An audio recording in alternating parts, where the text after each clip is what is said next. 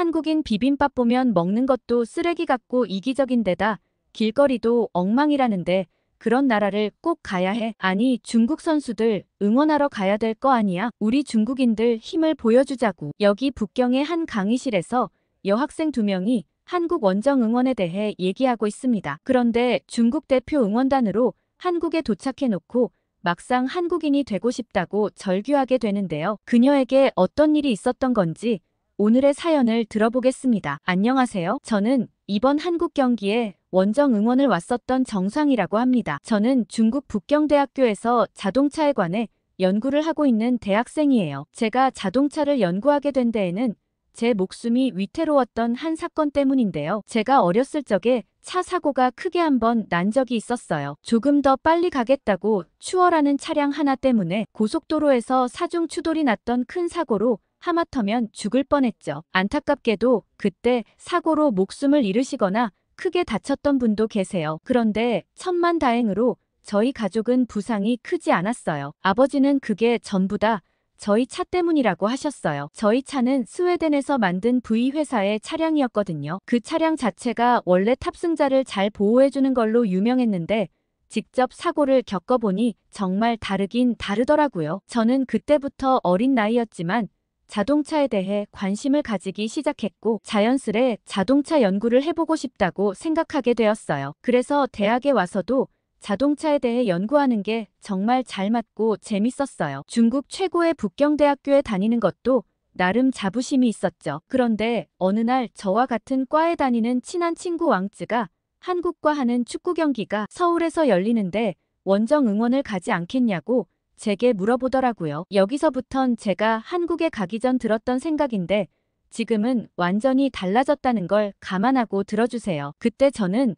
한국엔 별로 가고 싶지 않았어요. 한국은 굉장히 가난한 나라에다 길거리에 노숙자와 구걸하는 사람들이 많다고 들었거든요. 중국 비리비리나 웨이보, 틱톡에서 보면 한국은 진짜 엉망이었어요. 비리비리나 웨이보가 뭔지 궁금하신 분들이 있으실 텐데 중국에선 중국이 직접 만든 커뮤니티를 사용해요. 다른 나라에서 쓰는 유튜브나 트위터, 인스타그램 그런 걸 사용하지 않아요. 한국은 자본도 없고 기술도 부족해서 미국에서 만든 그런 사이트를 사용하는 줄 알았죠. 중국 사람들은 영상을 올릴 땐 비리비리, 짧은 음악과 함께 영상을 올릴 땐 틱톡, 정보 수집은 주로 웨이보에서 하고 있어요. 근데 틱톡은 우리 중국이 만든 건데도 한국 사람들이 엄청 많이 사용한다고 들었어요. 그 얘기를 듣고 그땐 역시 중국이 좀 더 기술력에서 앞서 나가는구나 흐뭇해했어요. 아무튼 제가 알고 있는 한국을 떠올려 보면 아예 발도 들이고 싶질 않았죠. 왕쯔에게 그런 얘기를 했더니 저보고 직접 한국에 가서 보면 다를지도 모른다고 말도 안 되는 얘기를 하는 거예요. 일단 한번 가보고 판단하라고 하면서요. 저는 왕쯔가 무슨 소리를 하나 싶었죠. 제가 계속 의아해하자 왕쯔는 황급하게 주제를 돌리고는 중국이 한국에 지는 걸 볼 수 있겠냐며 우리라도 응원을 해야 하지 않겠냐고 했어요. 그 얘기를 들으니 그제서야 한국에 가는 걸 한번 생각해보게 되더라고요. 더럽고 가난한 한국엔 가고 싶지 않았지만 우리 중국 축구 국가대표팀을 생각해보면 한국에 지는 걸 보고만 있을 순 없다고 생각했죠. 진짜 이상하게 생각했던 게 중국 사람들은 뭐든 세계 1등이라고 여겼거든요. 땅 넓이도 1등, 인구도 1등인데 축구 성적은 정말 믿을 수가 없었죠. 아무래도 축구만큼은 다른 나라에서 뭔가 로비도 많이 하고 심판을 매수해서 중국이 지는 것 같다고 웨이보에 올라와 있었어요. 중국은 정정당당하게 경기를 하는데 다른 나라에서 심판을 로비하지 않는 이상 이런 성적이 믿기질 않잖아요. 그리고 한국에는 손흥민이라는 월드클래스 축구 선수가 있다고 하던데 모두 그 선수에게 잘 보이고 싶어서 한국 편을 들어주는 건가 싶기도 했어요. 저번 싱가포르와 경기 결과를 봤는데 7대 0이 말이나 되나요? 우리 중국은 2대 2로 겨우 비겼는데 말이죠. 진짜 믿기지 않는 성적이더라고요. 만약 이번에도 심판이 한국을 잘 봐주려고 한국에 유리하게 경기를 하면 바로 경기장에 들어가서 엎어버려야겠다는 생각을 그때까진 했었죠. 아무튼 저도 왕쯔와 함께 한국으로 원정 응원을 가기로 했습니다. 원정 응원단의 경비는 중국 축구 팬들이 후원해준 금액으로 공짜로 다녀올 수 있었어요. 사정상 시간이 안 되는 여유 있는 중국 축구 팬들이 어마어마하게 기부를 했죠. 그때까지는 자기 대신 열심히 응원하고 와달라며 잔뜩 기부한 동포들의 마음에 벅차오르더라고요. 그렇게 저희 응원단은 공항에 모였습니다. 다들 붉은 옷을 입고 3,000명가량의 사람들이 모였는데 가슴이 웅장하더라고요. 그때만 해도 역시 이게 대륙의 힘이지 싶은 생각이 들었습니다. 아니 그리고 한국이 중국을 좀 따라한다고 세뇌당했던 게 한국의 붉은 악마라는 게 있더라고요. 붉은 옷을 입고 2002년 월드컵 때 축구를 응원했다던데 이런 것까지 한국은 중국을 따라한다며 웨이보에 올라왔었죠. 따라할 게 없어서 색깔까지 따라한다는 말들이 많았습니다. 붉은색은 중국을 상징하는 색깔이라면서요. 아무튼 그렇게 저희는 비행기를 타고 인천공항에 내렸습니다. 그런데 인천공항에 내리자마자 저는 기분이 묘했어요. 제가 알고 있던 인천공항은 구걸하는 사람들이 여기저기에 있고 사람들이 서로 소리 높여 싸우고 지저분하고 다 쓰러져가는 모습이었거든요. 저는 왕쯔를 툭툭 치며 내가 알던 거랑 좀 다른 것 같다고 얘기했죠. 왕쯔는 내가 가보면 다를지도 모른다고 했지 않냐며 인천공항은 세계 최고의 공항이라고 불린다고 얘기했어요. 왕쯔는 주변 사람들이 혹시나 들을까 최대한 작은 목소리로 속삭였습니다. 저는 왕쯔의 말을 듣고 좀 충격을 받았어요. 내가 알고 있던 게 사실이 아니었나 싶었죠. 어렸을 때부터 늘 중국에서 들었던 것과는 좀 달랐거든요. 다른 중국 응원단들도 좀 의아해하며 두리번거리자 응원단 단장인 위룡 아저씨가 갑자기 이야 한국 진짜 대단하네 라고 소리쳤어요. 우리 중국한테 안 좋은 꼴 보이기 싫어서 순식간에 공항을 싹 다 치워놨다며 평소엔 엉망인데 부끄러운지 그새 정리를 다 했다며 얘기하셨습니다. 위룡 아저씨의 말을 듣고 다들 그럼 그렇지 하며 이제야 마음을 놓는 분위기더라고요. 그런데 저는 이상하게 왕쯔의 말이 계속 머릿속에서 맴돌았어요. 한국 인천공항이 세계 최고의 공항이라는 말이 정말 사실일까 싶었죠. 그렇게 저희는 응원단 전용 버스를 타게 되었고 바로 차이나타운으로 향했습니다. 한국에 와서는 한국 사람들을 위해서 단 1원도 쓰지 않겠다는 각오였죠. 모두 차이나타운의 중국 사람들이 운영하는 숙소에서 자고 먹고 다시 중국으로 돌아갈 생각이었습니다. 차이나타운의 숙소에 도착해 짐을 풀고 나서 위룡 아저씨는 저희에게 각자 지도를 하나씩 주었습니다. 거기엔 중국인들이 운영하는 가게들이 쭉 적혀 있었죠. 자유시간엔 중국인들이 운영하는 가게를 이용하라는 거였습니다. 내일 저녁 경기가 있으니 그 전까진 자유롭게 시간을 보내고 저녁에 다시 만나자고 하셨죠. 왕쯔는 얼른 나가자며 제 손을 이끌었어요. 저는 왕쯔가 가려는 방향을 보고 당황하고 말았습니다. 거긴 차이나타운 바깥이었거든요. 차이나타운 밖에서 왕쯔가 제게 꺼낸 말에 저는 좀 충격을 받았습니다. 우리가 그동안 중국 정부에 검열된 정보만 받아서 그렇지 사실 한국은 엄청난 강대국이라고 말이죠. 아까 인천공항 보지 않았냐고 했어요. 저는 왕쯔의 말을 듣고 머리를 망치로 맞은 듯 띵했어요. 그러면서 한국 인터넷을 연결해 유튜브와 인스타그램에서 한국의 다양한 모습을 영상으로 보여주었습니다. 저는 왕쯔의 말을 듣고 혼란스러웠어요. 그래서 이것도 한국에서 다 꾸며낸 사진이나 영상이면 어떡하냐고 했죠. 그러자 왕쯔가 직접 한번 경험해보면 되지라고 얘기하며 저를 이끌었습니다. 그렇게 저는 왕쯔와 함께 지하철역에 도착했어요. 그런데 저는 갑자기 화장실에 가고 싶었고 좀 당황하고 말았어요. 아까 숙소에서 미리 해결하고 나올 걸 왕쯔가 서두르는 바람에 못 가고 나온 게 너무 후회가 되더라고요. 솔직히 바깥에서 화장실 가는 건 저도 가끔 괴로울 때가 있거든요. 바깥 화장실은 칸막이도 없고 휴지가 없을 때도 많았죠. 게다가 지저분한 화장실에 가끔 속이 안 좋을 때도 있었어요. 근데 심지어 한국에 와서 바깥에 있는 화장실을 사용해야 하다니 여간 당혹스러운 게 아니었습니다. 처음엔 참아볼까 싶기도 했지만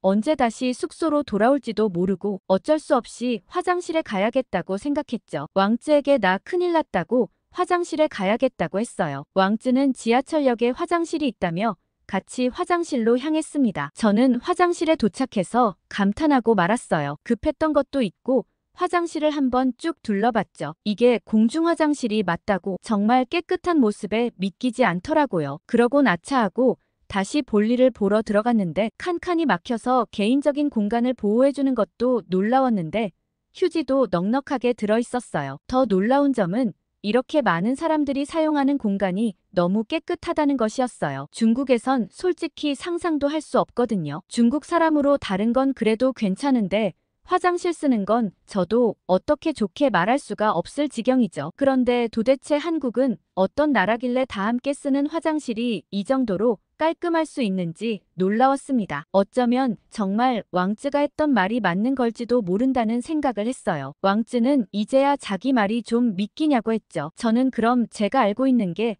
어디까지가 진짜고 가짜인지 혼란스럽더라고요. 그리고 도대체 왕쯔는 어떻게 이 모든 걸 다 알고 있는지 궁금했어요. 왕쯔는 웃으며 일단 가면서 얘기하자고 했습니다. 지하철에 들어서서는 깔끔함은 물론이고 정말 질서를 잘 지키는 한국 사람들을 보면서 또 한 번 감탄할 수밖에 없었습니다. 왕쯔는 한국 사람들은 엄청 예의가 바르고 질서를 잘 지키는 사람들이라고, 그래서 아까 공중화장실도 그렇게 깨끗했던 거고 지하철에서도 다들 줄 서서 기다리는 거라고 얘기해줬죠. 저는 지하철 내부로 들어선 후 한국 사람들의 모습을 보고 또 한 번 경악하고야 말았습니다. 지하철은 정말 쥐죽은 듯 조용했어요. 저는 혹시 여기서 얘기하면 경찰에 잡혀가는 거냐고 물어봤죠. 왕쯔는 빵 터지며 큰 소리로 웃는데 저는 혹시나 얘가 잡혀가거나 벌금을 낼까봐 왕쯔의 입을 얼른 틀어막았습니다. 그러자 왕쯔는 전혀 걱정 안 해도 된다고,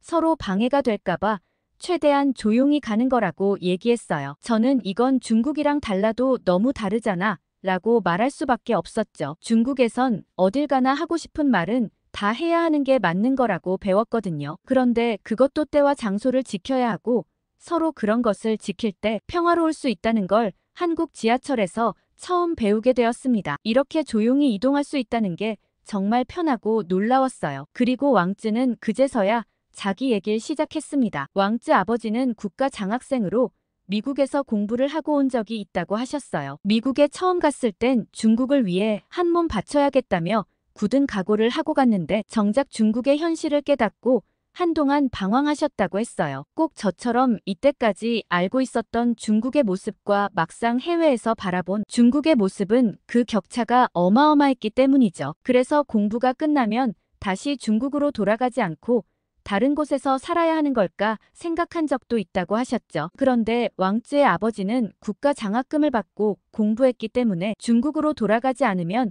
그간의 학비와 생활비를 모두 반납해야 했어요. 게다가 그땐 이미 왕쯔가 막 태어났었고 이대로 중국에 돌아가면 고위 관료로 안정적인 직업을 가지고 편하게 일할 수 있었기 때문에 중국을 떠난다는 건 모든 걸 포기한다는 뜻이었죠. 그렇게 여러 이유로 차마 중국을 떠날 생각을 못하셨다고 했습니다. 그때 왕쯔 아버지가 다짐했던 건 절대 자식을 중국의 우물 안에 가두지 않아야겠다고 생각하셨대요. 그래서 왕쯔는 고등학교 때까지 해외에서 줄곧 유학 생활을 했고 어느 정도 머리가 다 자란 대학생이 돼서야 중국으로 왔다고 했죠. 그런데 돌아올 때 아버지와 약속을 하나 했대요. 절대 중국에선 다른 나라 칭찬을 하지 말고 중국이 좋다고 하면 그냥 거기에 찬성만 하되 중국을 비하하거나 뒤처지고 있다는 말을 하면 안 된다고 말이죠. 잘못했다간 아버지부터 시작해서 대대로 공안의 조사를 받아야 할지도 모른다고 했습니다. 그래서 왕쯔는 중국에선 아는 걸 말하지 않고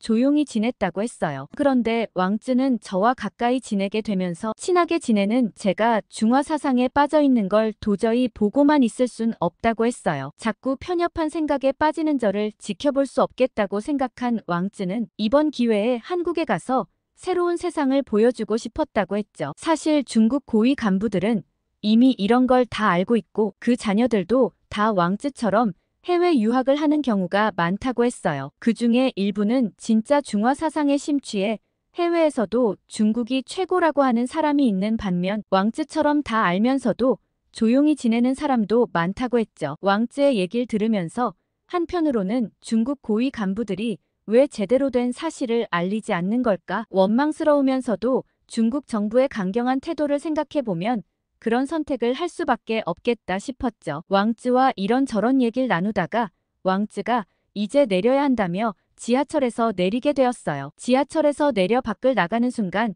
저는 어마어마한 빌딩에 압도되고 말았습니다. 왕쯔가 저를 데려간 곳은 잠실이었어요. 여기에 한국에서 가장 높은 건물이 있다고 거기서 한번 서울 시내를 구경해보자고 했죠. 왕쯔와 함께 간 곳은 엄청 큰 쇼핑몰이 아래에 있었는데 한국 거리에는 그 어디에도 구걸을 하거나 노숙하는 사람이 보이지 않았어요. 게다가 한국 사람들은 정말 옷도 잘 입고 깔끔했죠. 젊은 사람들은 다 아이돌 같은 느낌이 들었어요. 길쭉길쭉하고 세련된 모습이 다들 연예인 같더라고요. 그렇게 왕쯔와 타워 꼭대기로 향하는 엘리베이터를 탔습니다. 그 건물은 무려 555m 123층에 달하더라고요. 엘리베이터에는 전망대로 향하는 한국 사람들이 가득했는데 저는 정말 특이한 점을 한 가지 발견했습니다. 이렇게 사람이 많은데도 냄새가 나지 않았어요. 오히려 어디선가 은은하게 좋은 냄새가 나기도 했죠. 한국 사람들은 떡진 머리를 한 사람도 아무도 없고 정말 깔끔하고 청결한 것 같다는 생각이 들었습니다. 중국이었다면 이렇게 사람이 가득 차면 냄새가 진동을 했을 텐데 계속 중국과 한국이 비교되었습니다. 그렇게 상쾌한 기분으로 엘리베이터를 타고 올라갔고 타워 꼭대기에서 본 한국 시내의 모습은 장관이었습니다. 높은 빌딩들이 빼곡하게 채워져 있고 정말 화려했어요. 저는 한동안 충격에 휩싸이고 말았어요. 왕쯔는 그런 저를 보고 이게 진짜 한국의 모습이라고 얘기했죠. 저보고 이제 새로운 세상을 만났으니 좀 다르게 중국을 봐야 한다고 했어요. 그렇게 저는 그 이전과는 전혀 새로운 생각을 가지게 되었고 왕쯔와 다시 숙소로 돌아가게 되었습니다. 그런데 저는 숙소로 돌아가다 한국 학생을 보고 두 눈이 휘둥그레졌습니다. 그때 폐지를 줍는 할머니로 보이시는 분이 큰 리어카를 끌고 가고 있었고 끈이 제대로 묶여있지 않았던 건지 쌓아놓았던 폐지가 우르르 바닥으로 흩어졌어요. 일부는 바람에 날려 도로로 날아가기도 했죠. 그러나 정말 놀라웠던 건 고등학생으로 보이는 여학생들이 할머니의 리어카에서 쏟아진 폐지를 막 주워주는 거예요. 그런데 도로 위의 종이 때문에 혹시나 사고가 나면 어쩌나 싶었어요. 학생들이 도로 위에 종이를 주우려는데 차마 위험할까 머뭇거리고 있었습니다. 그때였어요. 한 차량이 비상 깜빡이를 켜고 천천히 정차했어요. 그리고는 차에서 내려 종이를 줍기 시작했고 학생들도 함께 종이를 주었어요. 그러자 그 뒤를 따르던 도로 위의 차량들이 종이를 줍는 사람들이 위험하지 않도록 길을 막고 기다려졌죠. 저는 믿을 수 없는 상황에 입이 떡 벌어졌습니다. 한국 사람들이 예의 바르고 질서를 잘 지키는 건 성인이 되어 남들에게 보여주기 위함이 아니라 매우 어렸을 때부터 몸에 배어있는 습관 같은 거라는 걸요. 왕쯔는 제게 만약 중국에서 이런 일이 생겼으면 어땠을 것 같아? 라고 얘기했죠. 저는 생각하기도 싫었습니다. 할머니의 리어카에서 종이가 떨어지는데 관심을 가지는 사람은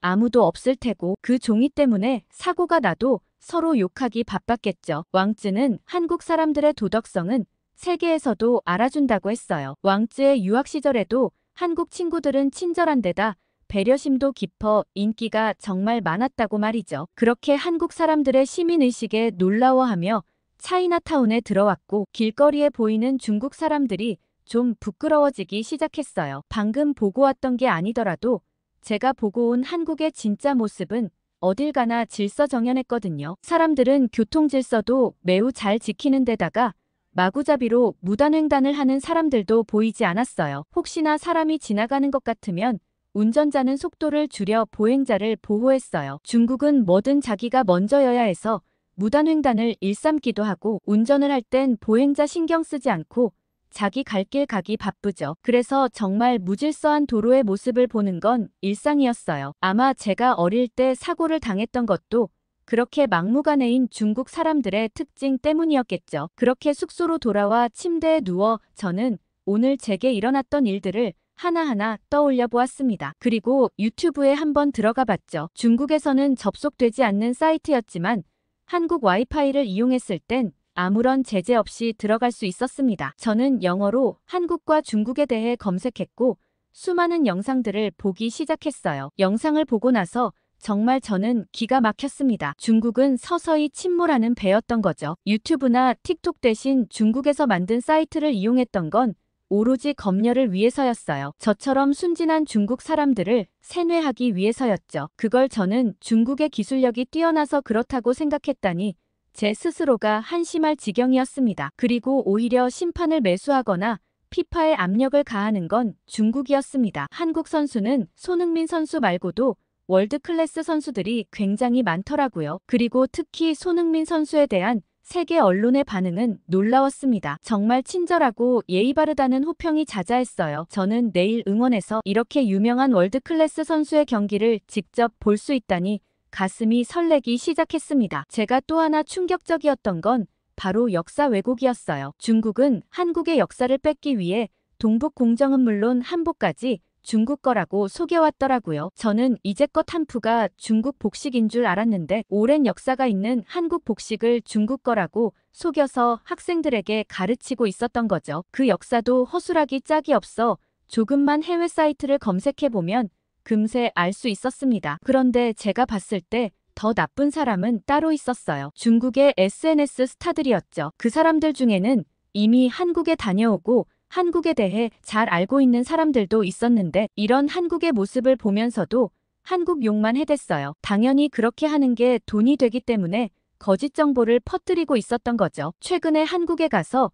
중국 전통 복식을 입고 경복궁을 걸어다니겠다고 했던 한 중국 남성이 있어요. 그 사람은 한국에서 꽤 인기를 끌었다고 알고 있는데 별안간 중국으로 돌아와서 한국에 대해 욕하는 영상을 막 올리기 시작했죠. 그 영상으로 인기를 끌더니 심지어 그 사람들을 추종하는 사람들까지 생겼어요. 그런데 정작 한국 공항에 도착해서 이를 알게 된 한국인들이 분노하자 자기 의도는 그게 아니었다는 말도 안 되는 영상을 올리고는 잠적했습니다. 저는 같은 중국인도 믿을 수 없다고 생각하며 중국에 돌아가서도 더 이상 우물 안에 갇히면 안 되겠다고 다짐했어요. 그렇게 다음날 저희는 상암 월드컵 경기장으로 이동했습니다. 평소였다면 아무렇지 않게 여겼겠지만 버스에서 마구 떠드는 중국 사람들이 좀 부끄러웠어요. 이럴 때 한국 사람들이었다면 정말 조용히 갔을 텐데 싶은 생각이 들었죠. 그렇게 경기는 시작되었고 중국 사람들의 야유는 도가 지나쳤습니다. 손흥민 선수는 상대팀 선수이긴 했지만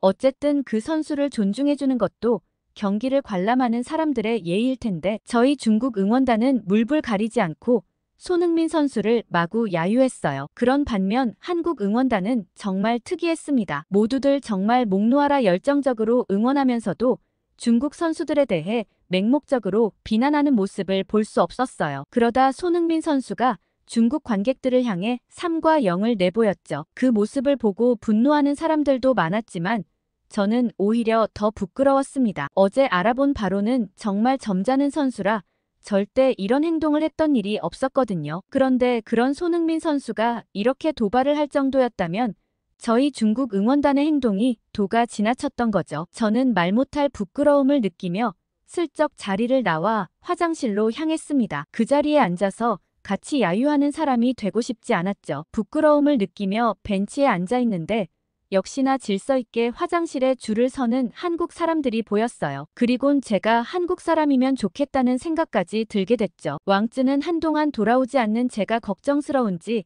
따라 나왔고 무슨 일이냐고 물어봤습니다. 저는 도저히 저기 못 앉아 있겠다고 이젠 한국 사람이 되고 싶은 마음까지 든다고 했어요. 왕쯔는 자기도 해외에서 있다가 중국으로 돌아왔을 때 막무가내인 중국 사람들을 보고 그런 생각을 많이 했다고 했어요. 그래서 이번 학기만 끝나면 다시 해외로 갈 계획이 있다고 했죠. 저도 왕쯔를 따라가고 싶은 생각이 들었습니다. 그래서 어디로 갈 예정이냐고 물었고 왕쯔의 대답은 놀라웠어요. 왕쯔는 한국에서 공부하며 한국 H자동차를 목표로 공부해 볼 생각이라고 했어요. H자동차는 세계에서 알아주는 대기업인데다가 인도 시장 진출까지 목표로 하고 있다고 했죠. 그리고 무엇보다 왕쯔는 H자동차의 GV 모델이 정말 마음에 든다고 했어요. 왕쯔의 말을 듣고 저는 고개를 끄덕였어요. GV 모델이라면 인정할 만했죠. 그렇게 저는 다시 중국으로 돌아왔고 계속 제 진로를 고민하고 있는 중이에요. 왕쯔는 이번 학기까지만 하고 한국으로 갈 준비를 모두 마쳤죠. 그런데 문제가 하나 생겼어요. 처음 부모님께 이 말씀을 살짝 꺼냈을 때 부모님께서는 매우 반대하셨습니다. 중국 최고 대학에 들어가 놓고 갑자기 한국으로 유학을 간다니 이해할 수 없다고 하셨죠. 처음엔 한국이고 뭐고 무조건 중국에 있어야 한다고 하셨지만 제가 하도 강경하게 나오자 일단 대학교만 중국에서 마치고 그 뒤엔 다 제 마음대로 해도 좋다고 하셨어요. 그렇게 저는 중국에서 계속 생활하게 되었지만 앞으론 좀 더 객관적인 시선으로 중국과 세상을 바라볼 예정이에요. 그간 한국에 대해 오해하고 살았던 세월이 아깝기도 하고 이런 부끄러운 행동을 하는 중국 사람들 때문에 한국에게 미안하기도 해요. 그리고 저는 제게 새로운 세상을 열어준 왕쯔가 정말 고마울 따름이죠. 왕쯔가 한국으로 가고 나서도 계속 왕쯔로부터 제대로 된 뉴스를 받아볼 예정이에요. 그리고 저희 부모님도 충격을 많이 받으시겠지만 하나하나 제가 알게 된 것들을 알려드리려고요. 그러다 보면 제가 한국에 가는 것도 오히려 찬성하실 날이 오겠죠. 앞으로 갈 길이 멀지만 차근차근 노력해 보려고 해요. 오늘 중국인 정성 씨의 사연 어떠셨어요? 저는 처음 내용만 듣고는 바로 메일을 꺼버리려고 했는데 차근차근 읽다 보니 이런 중국인들도 늘어나고 있구나 싶은 생각에 사연을 채택하게 되었습니다. 아무래도 요샌 해외 유학생들도 많고 해외여행도 늘다 보니 중국이 아무리 막고 검열해도 슬슬 한계가 드러나게 되겠죠. 그리고 중국이 월드컵 3차 예선에 턱걸이로 진출하게 되었다고 해요. 태국이 싱가포르를 상대로 한 골만 더 넣었다면 중국이 탈락하게 될 뻔했죠. 그래서 중국인들이 경기에서 진 싱가포르 골키퍼에게 고맙다고 QR 송금을 보내고 있다고 하더라고요. 경기에서 진 골키퍼에게 자기들이 예선 진출했다고 되려 고맙다고 돈을 보내다니 무례함이 끝이 없다는 생각이 들었습니다. 아무튼 오늘 사연 재밌게 들으셨다면 구독, 좋아요 눌러주시고 댓글도 많이 달아주세요. 이상 감동필름이었습니다.